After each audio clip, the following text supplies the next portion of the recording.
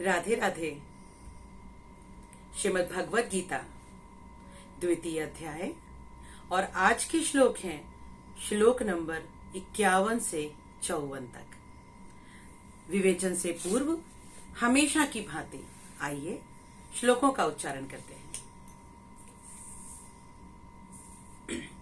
कर्मजं बुद्धियुक्ता हि फलं त्यक्त्वा मनीषिणन् जन्म बंध विनिर्मुक्ता पदं गच्छन्त्यनामयम् यदा ते मोह कलिलं बुद्धिर्व्यतितरिष्यति तदा गन्तांसि निर्वेदं श्रोतव्यस्य श्रुतस्य च श्रुति विप्रतिपन्ना ते यदा स्थास्यति निश्चला समाधावचला बुद्धिस्तदा योगमवाप्स्यसि।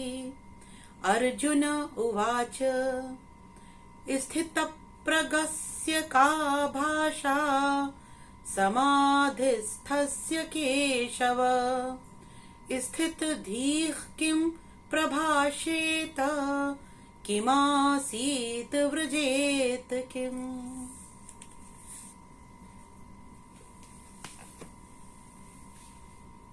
बहुत देर से भगवान कृष्ण ही समझा रहे हैं।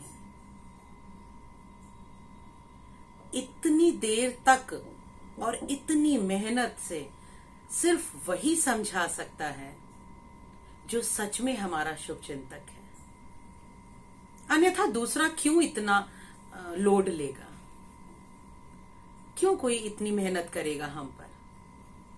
लेकिन भगवान कृष्ण ही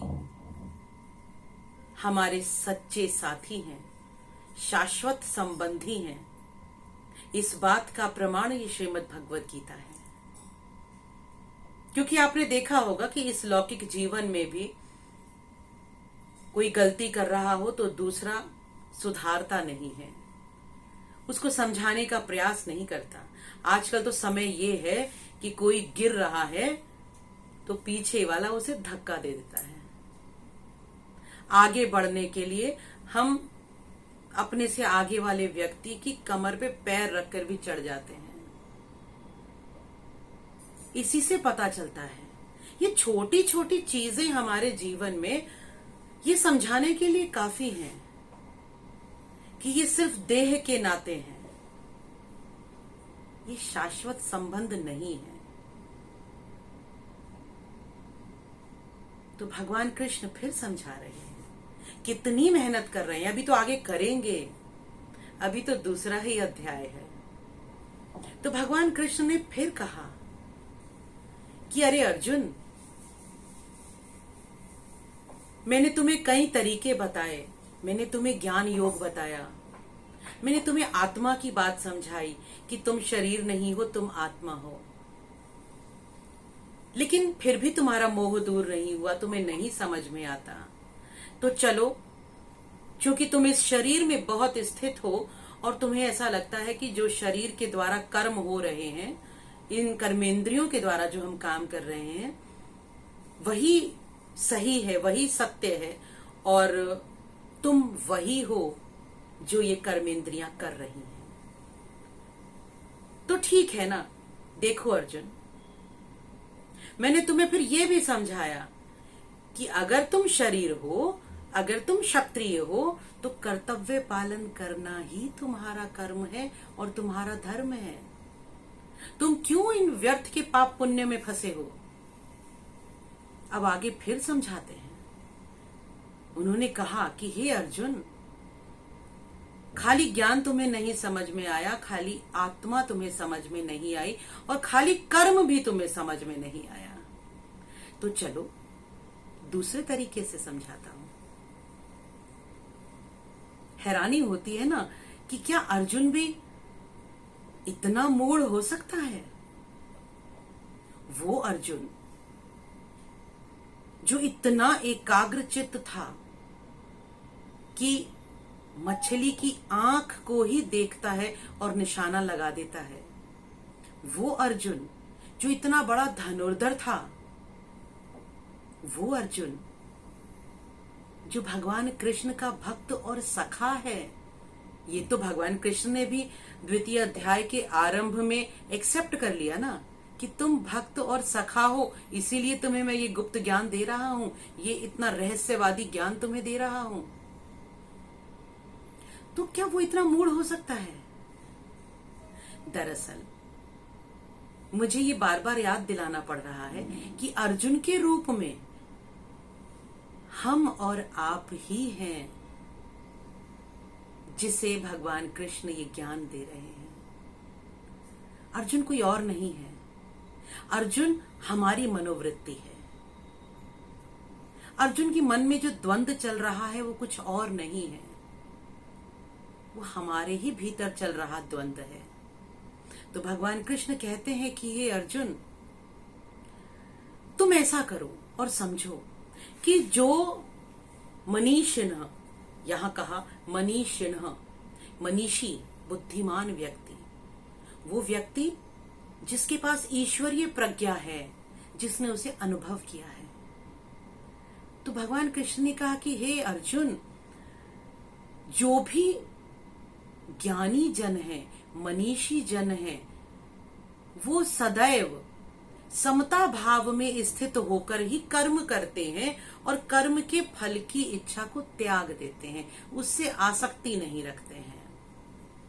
और जब वो आसक्ति नहीं रखते हैं तो यहाँ एक और परम रहस्य खोल रहे हैं भगवान कृष्ण कि जब कर्म के फल में आसक्ति नहीं होती है तो जन्म मरण के बंधन से भी मुक्त हो जाते हैं और उस परम पिता परमात्मा के पाद पद्मों तक पहुंच पाते हैं।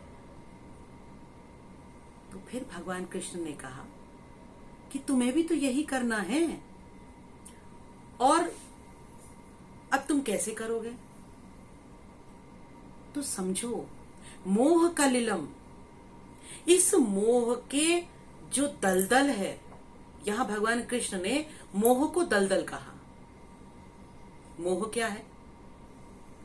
मोह है हमारा इन सांसारिक रिश्तों से, पदार्थों से, परिस्थितियों से, देह से, जाति से, धर्म से, भाषा से, हमारी अपनी पहचान से। ये एक मोह ही तो है,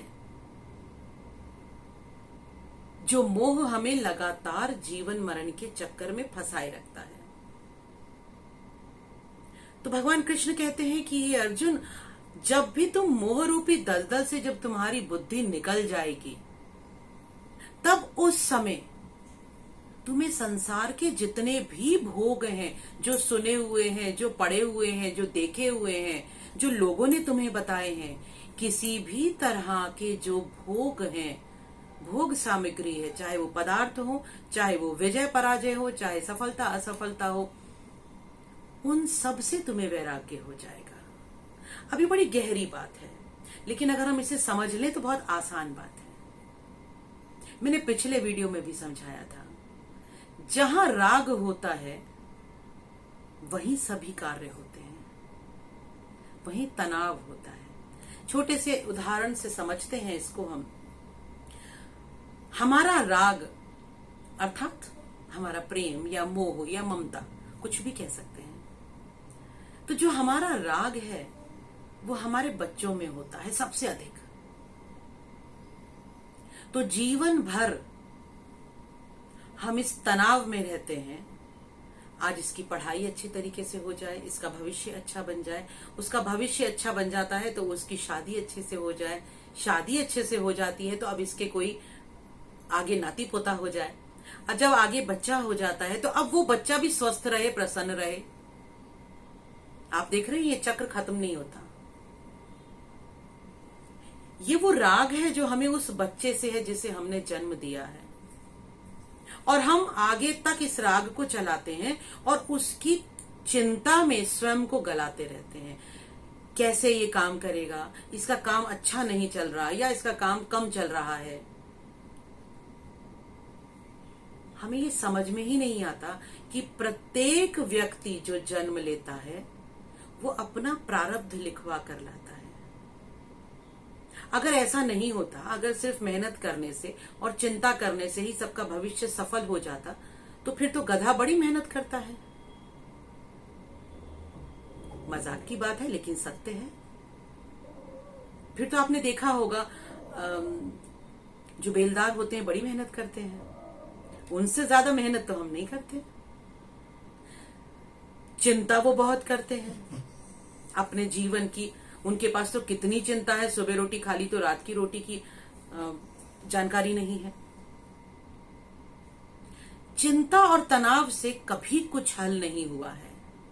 यहाँ भगवान कृष्ण यही समझाना चाह रहे हैं कि ये जो चिंता है, ये जो तनाव है, ये जो दुख है, हे के अर्जुन, ये मैंने नहीं दिया है, ये तुम्हारी खुद की पैदाइश है। क्योंकि तुम राग से लिपटे हुए हो तो तुम्हें तनाव और चिंता होनी है। अब कुछ लोग इस बात को सुनकर ये कह सकते हैं तो इसका मतलब ये हुआ कि जिसे हमने जन्म दिया है क्या उसके भविष्य की चिंता ना करें, क्या उसका लालन पालन ना करें?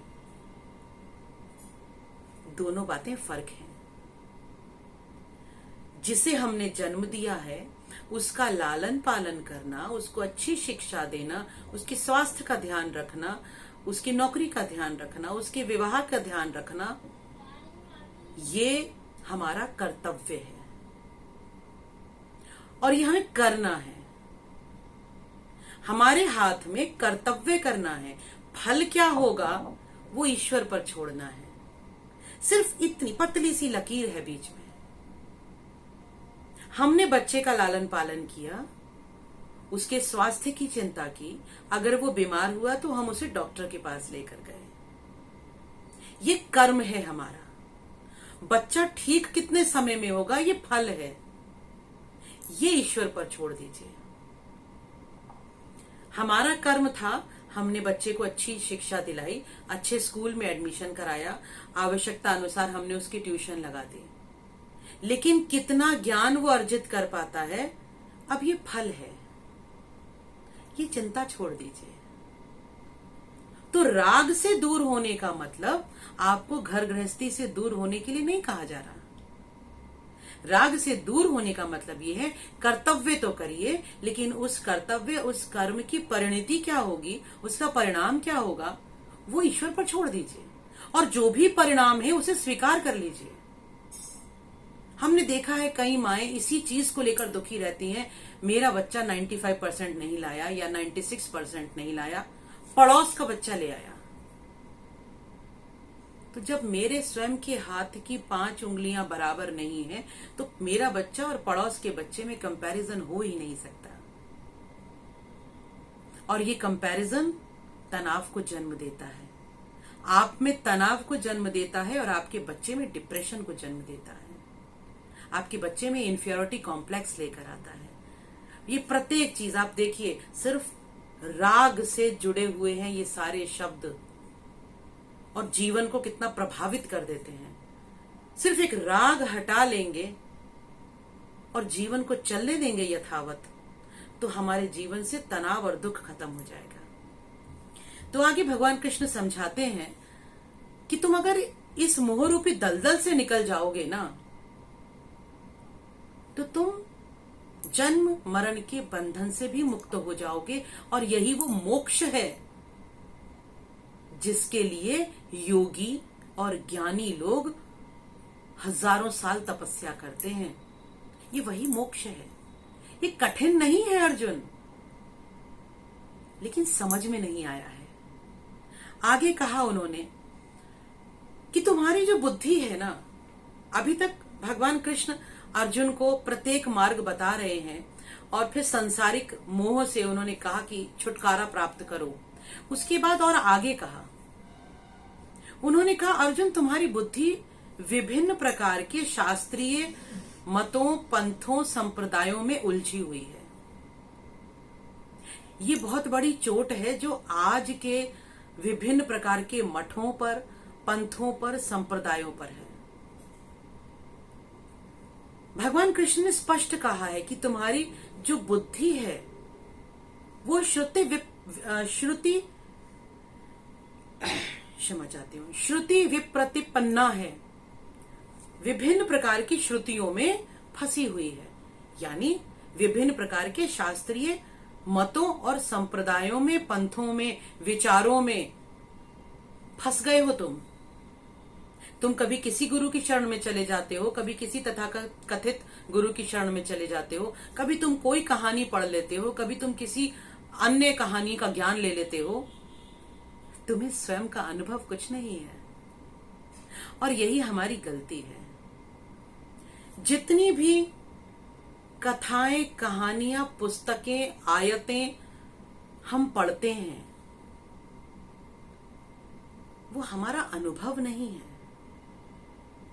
और जब तक अनुभव नहीं होता है तब तक ज्ञान नहीं होता है, तब तक शांति नहीं होती है, तब तक हमें समझ में नहीं आता कि हमने क्या पाया। लेकिन हम एक पुस्तक से संतुष्ट नहीं होते तो हम दूसरी पे चले जाते हैं। यहां पुस्तकों से मेरा मतलब है विभिन्न संप्रदायों की पुस्तकें, चाहे वो ईसाई संप्रदाय हो, चाहे वो बौद्ध संप्रदाय हो, चाहे वो जैन संप्रदाय हो, किसी भी प्रकार का संप्रदाय। और अब तो हिंदू धर्म में भी विभिन्न संप्रदाय बन गए हैं। सबने अपने अपने मठ खोल लिए हैं और अपने अपने मठों में अपने अनुसार वो बात कर रहे हैं। मैं किसी को गलत नहीं कह रही, क्योंकि जो भी मठ खुलता है उसका जो प्रमुख होता है उसने तो अनुभव किया होता है, उसने अनुभव किया होता है। लेकिन आगे जो उनके फॉलोअर्स हैं वो अनुभव नहीं करते हैं, वो सिर्फ पढ़ते हैं, वो सिर्फ सुनते हैं। तो सिर्फ पढ़ने और सुनने से अगर ज्ञान हासिल हो जाता तो अनुभव की आवश्यकता नहीं थी। तैरना कैसे सीखें, इस तरह के हमने बहुत से वीडियो देख लिए और बहुत सी किताबें पढ़ ली, लेकिन पानी में कूदने पर ही तैरना आएगा, किताब पढ़कर तैरना नहीं आएगा। इसीलिए किसी भी पुस्तक का ज्ञान जब आप लेते हैं तो जब तक वो अनुभव गम्य नहीं है, आपके अनुभव में नहीं आया है, तब तक वो आपके लिए बेकार है। और चूंकि हम अनुभव नहीं लेते हैं, हम ऊपरी ऊपरी भाषा में फंस जाते हैं, ऊपरी बातों में फंस जाते हैं। तो कभी हम इस संप्रदाय में भटकते हैं, कभी इस गुरु के पास जाते हैं, इससे हमें संतुष्टि नहीं मिलती तो इष्ट बदल लेते हैं, इस इष्ट से संतुष्टि नहीं मिलती तो किसी की मजार पर चले जाते हैं, मजार पे संतुष्टि नहीं मिलती तो फिर कहीं किसी पीर बाबा पर चले जाते हैं। हम यही करते रहते हैं, कहीं संतुष्टि नहीं है अर्जुन। संतुष्टि अपने अंदर झांकने में है। जितना बाहर भागेंगे उतना भटकेंगे। यहाँ यही कहा है भगवान कृष्ण ने कि हे अर्जुन, तुम्हारी जो बुद्धि है ये विभिन्न शास्त्रीय मार्गों में बट गई है, विभिन्न पंथों में, मतों में, संप्रदायों में, विभिन्न गुरुओं में, विभिन्न उनके आश्रमों में फंस गई है, भटक गई है। तो तुम मति भ्रम हो गए हो, तुम्हें समझ में नहीं आ रहा कि तुम्हें क्या करना है। तो जैसे ही तुम्हारी बुद्धि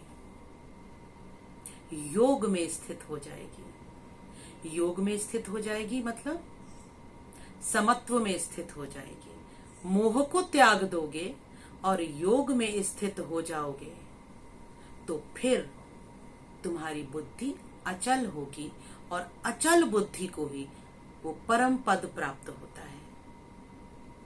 इसके बाद भगवान कृष्ण चुप हो गए। उन्होंने सोचा मैं इतना बता रहा हूं तो देखूं तो सही अर्जुन को कुछ समझ में भी आया या नहीं। तो अर्जुन अब आगे पूछते हैं। अर्जुन कहते हैं कि हे केशव, स्थित प्रज्ञ का मतलब क्या है? तुमने कहा बुद्धि स्थित होनी चाहिए, बुद्धि को परमात्मा में स्थित करना है। तो हे केशव, वो स्थित प्रज्ञ व्यक्ति क्या होता है?